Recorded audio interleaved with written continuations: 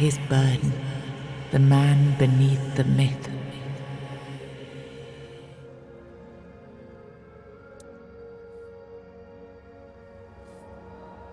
I am the face that time forgot, the name that was never enough.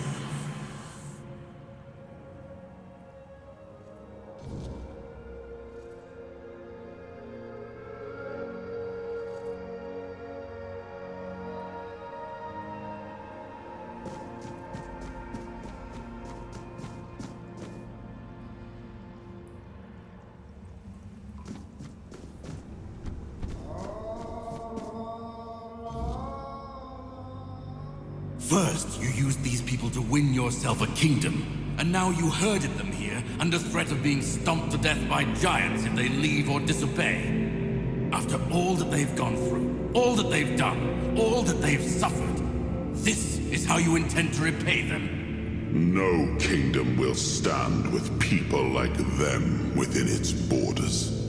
They would have to change their ways. The Del Rita are not ready for this. You know this. You did worse than all of them combined, and you are the one responsible for all they've done so far. They fought for your name and under your banners.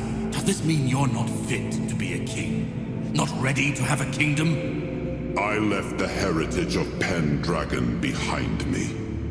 I severed the ties between myself and my tribe. I lost all that tied me to the past when I became king. I set a new path for myself. They are not ready to do that. Bullshit. You forced them to go against their sacred traditions. You destroyed their identities. They betrayed their comrades because you ordered them to. They kidnapped the children of the giants because you told them to do it. Everything they did was so that you could win this war. And now what? You're going to punish them for being your best, fiercest soldiers, most loyal of your men? This is not... Oh, stop with your excuses already. You broke them, and now you're abandoning them to starve or freeze to death in these damned lands. This kingdom needs to be built on peace, Caradoc. Letting them live among merchants, lords, and ladies in Camelot or Timberwall. How would that go? Exactly as anyone would expect it to go. So we would end up with a civil war. Right after we won the war that almost annihilated us all. Oh, damn you. I've had enough. I stood by you through everything. Even what you did to me. To Seawall. I let it all slide. I told myself it was for something. For a noble cause. But this is where I draw the line. I renounce my oaths, and I'm walking away. Put a blade in my back if that helps you sleep. I don't care. Not anymore.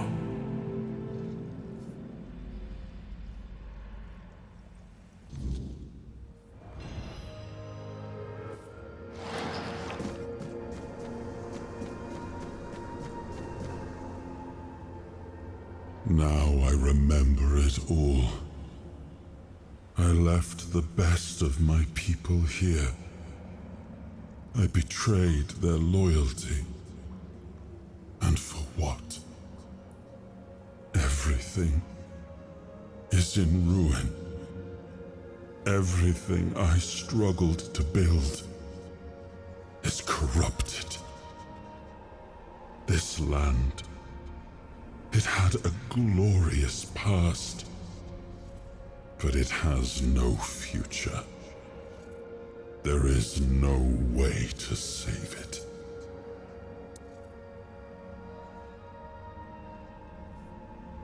And what if my decision cost them the ability to grow? What if instead of helping them become better, I forced them to stay set in their ways? I may have been right about the diagnosis, but now I see that I could have been wrong about the cure. The tribes helped us win the war. They were fearless and followed every order. They were the most loyal of all. But I left them broken. And after the war, their bloodlust was insatiable. I had to do something. This felt like the only choice. I come from the Pendragon bloodline, a heritage drenched in as much blood as that of the Del Rita. A heritage that pillaged and fought in the homelands for longer than anyone can remember, and unable to build anything that withstood the test of time. I decided to leave it behind me when we won the war against the Four-Dwellers, and built our kingdom on Avalon on stronger foundations. Now we've seen that my bloodline must have been cursed.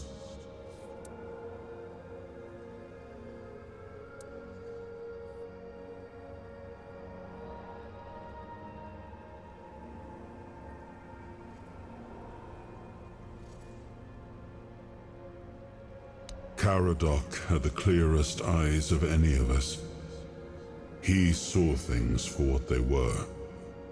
And I think I destroyed that.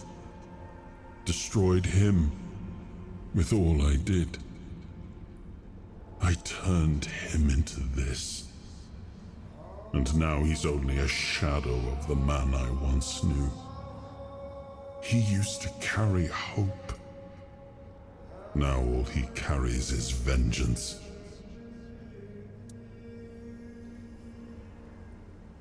The giants sided with our enemy. We had to find a way to remove them from the equation. So, under cover of night, the tribes stole their children. I told the giants their offspring were our hostages, and that we would slaughter them if they refused to bend the knee. One of the most humiliating moments of that whole war, both for me and for the Del Rita. There's nothing left. Nothing worth saving. Nothing worth rebuilding. I gave everything I had to this land. My blood, my soul, my name, and the land devoured it all. I betrayed the ones who believed in me. I cut down the men who fought for me. I turned away from my own blood to build something better. And all I built was another ruin. I thought I was forging a future. I was just extending the fall.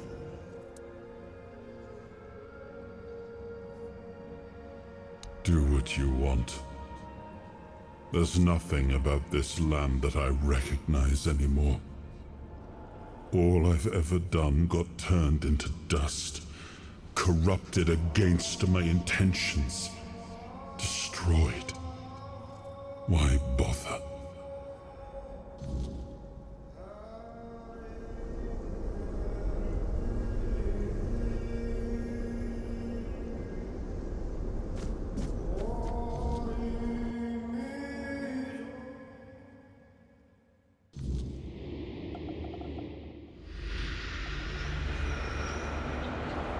Once and future king, you return. Speak your will through the mortal you now inhabit. Is it time for us to awaken?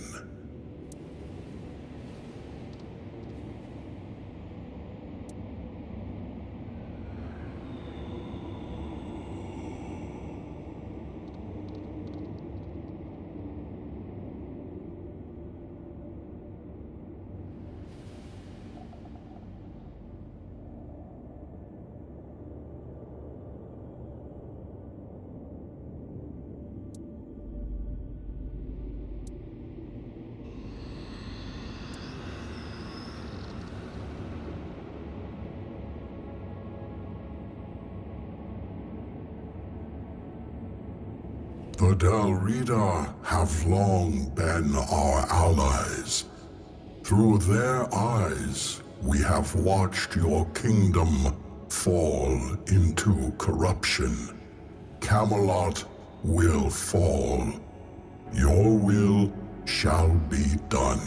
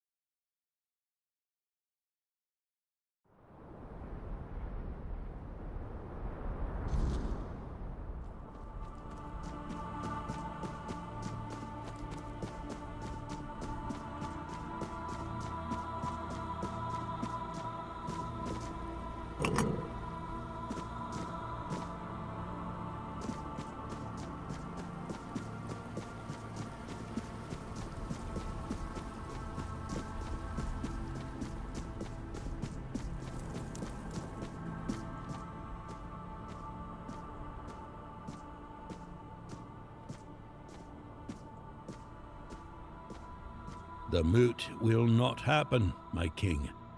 This alone would have sealed our fate. And yet, you were strong enough to walk the king's thread, and you conquered it. What is your will, my king? What decision have you made regarding the giants? Glory be to you, once and future king. Fame and honor to you for all time.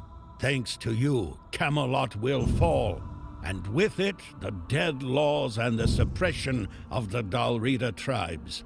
Thank you, my king, for your intervention. I, the voice of the Dalrida tribes, accept your decision with humility and gratitude.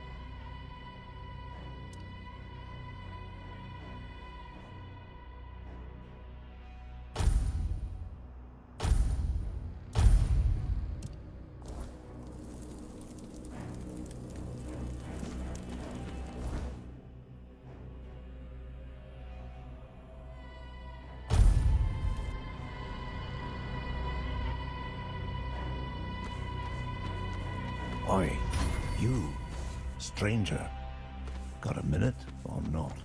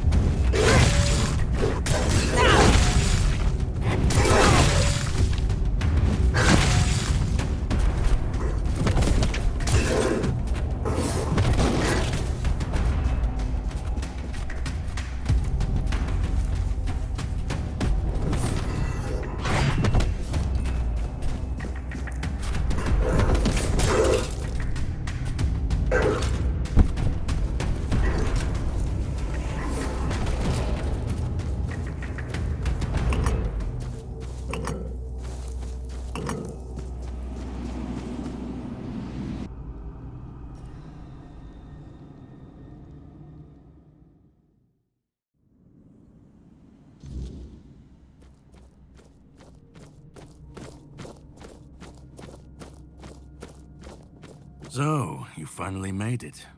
Took you long enough. I hope you're ready, because this is it. The beginning of the end. Ready to finish your journey, of course. You've come far, but every path ends somewhere. Yours ends here, in the heart of it all.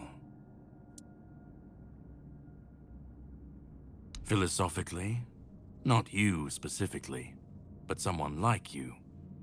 Literally, yes, and I was getting quite bored with the wait. This is the Charred Conclave, a graveyard for druids, burned alive as scapegoats for the Red Death. It's a reminder of what happens when people fear what they don't understand.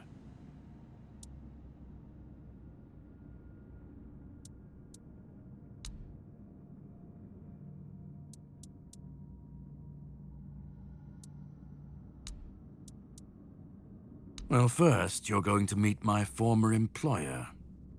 We don't see eye to eye anymore, but we both realize that our collaboration yields results, as shown by you being here. He'll try to sugarcoat the hard truths I've been telling you from the beginning, spin them differently. Never mind. Why waste time here talking about it when you're just a step from the end? It's best if you just go forth and see for yourself. To greet you. I was once where you are now. A knight with questions, searching for answers. That search led me to this place. And here I found my answers. Now it's your turn.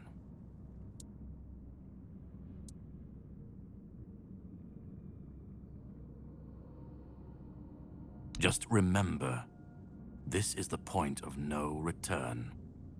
Once you've stepped through, there's no going back. But if you've come this far, I suppose you already knew that. Go on. He's waiting for you.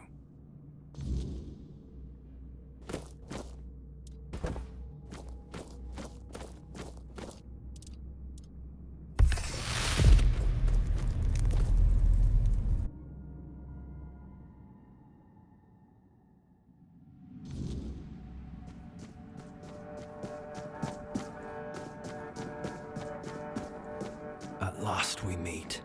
I've heard much about you. Your choices, your determination. Caradoc isn't easily impressed, but he was impressed with you. Few dare to seek the truths buried in Avalon's shadows. Fewer still make it this far. I was the first. Caradoc followed when my brethren burned and the tear opened. And now, here you are. A truly rare and joyful occasion. Oh, precisely the opposite of what Caradoc wants. I want you to help me resurrect King Arthur. Properly this time. Ridiculous, I know. But yes, that's what it boils down to. At some point, we stopped seeing eye to eye and chose different paths. Ultimately, though, both our paths led to you. Yes, please let me explain. By the end of his life, Arthur became obsessed with his legacy. He left mementos, artifacts that embodied the virtues he wanted Avalon to preserve. Excalibur, a symbol of loyalty and sacrifice. The crown of Pendragon, a beacon of courage and resilience. The shield of Palamedes, wisdom and independence. But Merlin and the others didn't believe that would be enough. The memory of war and the fragility of peace was still too fresh. So they acted. When the king died, his soul wasn't allowed to move on. It was shattered, bound to those artifacts. A clever solution, but ultimately flawed. You can't pick and choose with a soul, but that's exactly what Merlin did. He focused on 3 parts of Arthur: his strength, wisdom, and courage. He left out 2 pieces. One, tainted by the Four Dwellers' magic, was deemed too dangerous. The other was his humanity, the most fragile part. Merlin thought compassion and doubt were weaknesses, unfit for a king. Without them, Arthur became hollow. A king with power, but no heart. That way, Avalon's greatest failure was born. They feared losing what Arthur represented more than losing Arthur himself. They thought the king's essence would endure if bound to his relics.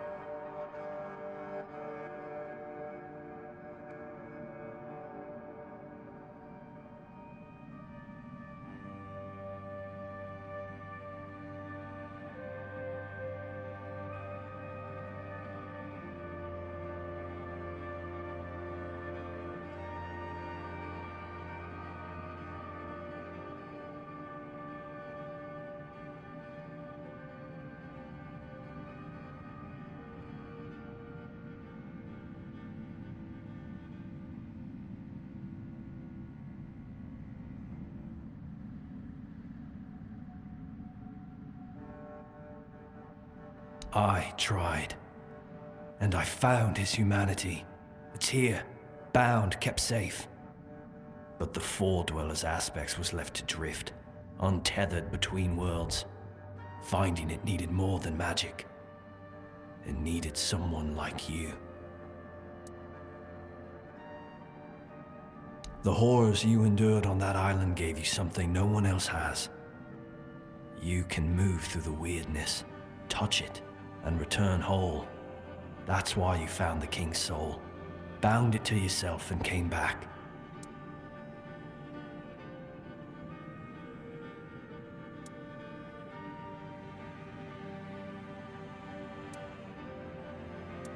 No, the asylum treated you as a subject. I see you as a savior. Your suffering gave us a chance, and for that, I am both grateful and deeply sorry. I can see you're still doubting me. I want to bring back our king, whole and complete. I want him to lead again and safeguard Avalon's future. It won't. This time, Arthur will be whole. A king must be more than power. He must be human. That balance is what will save Avalon. Because I've seen what happens without him. Weirdness preys on the weak, and the people are too divided to stand against it alone. Arthur is their only hope. Ever they're left without him, without guidance, chaos takes hold. Division festers. You've seen it during your journeys.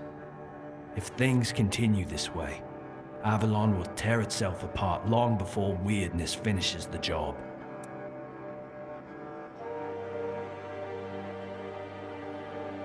They will follow him. That's what people do. When weirdness comes to their doorstep, they'll beg for a savior. And Arthur will answer the call. Help me bring the king back, whole and complete. That's all I ask of you. Now you need to go further. I made my case. Please keep in mind what I told you. This is the only way for Avalon to survive.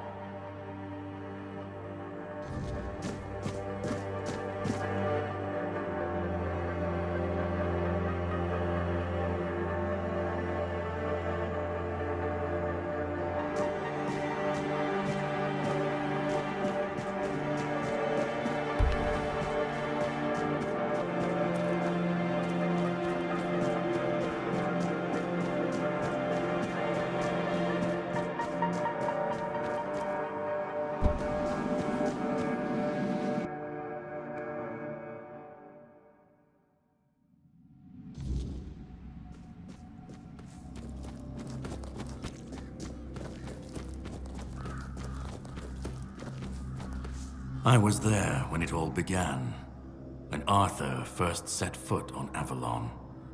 I was a knight in his army. We believed in him, in his dream, in his kingdom. And for a while, it was glorious. Every battle felt like a step closer to peace. Sacrifice justified by the dream we shared. But then came the cost. The war crimes, the impossible decisions, the massacres, slaughters, and irrational cruelty. We turned from knights into butchers, all because his dream demanded it of us. At first I told myself it was necessary, that it was the price of building something great. But the longer it went on, the harder it was to believe. That's when I realized Arthur wasn't a god, a savior, or a king. He was just another man, no different from the rest of us.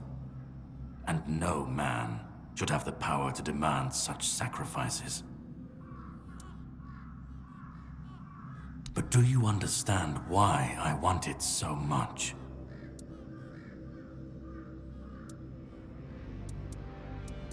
I'd like to believe that after 600 years I've moved past pettiness. You need to understand that people thought, and still think, that he was more than human. But he wasn't. He made mistakes, just like any man. And the cost of those mistakes was always paid for by others.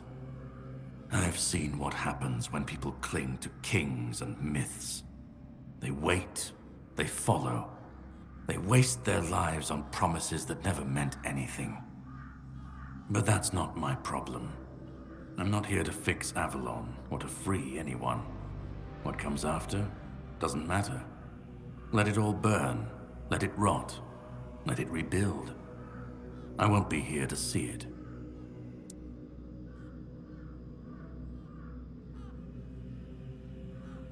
Arthur's the only myth that still holds weight. And when he's gone, the rest will rot with him. A puppet king, another empty throne, none of it will last. Maybe they'll keep pretending for a while, maybe they won't. Then let it. If this world can't stand without a dead king propping it up, maybe it deserves to fall. Call it chaos, call it freedom, I don't care. Let them rise, let them fall. Let them tear each other apart.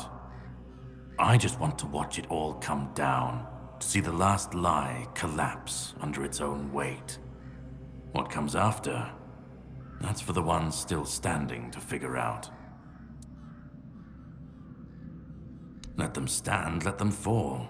It's not my concern. If the weirdness takes them, so be it. At least it won't be another king's failure. Another lie propping up a dying world. It'll just be what it is. I've lived longer than any man should. Seen more than anyone should ever bear. And I've waited centuries for this moment. This chance. To end it all. To end him.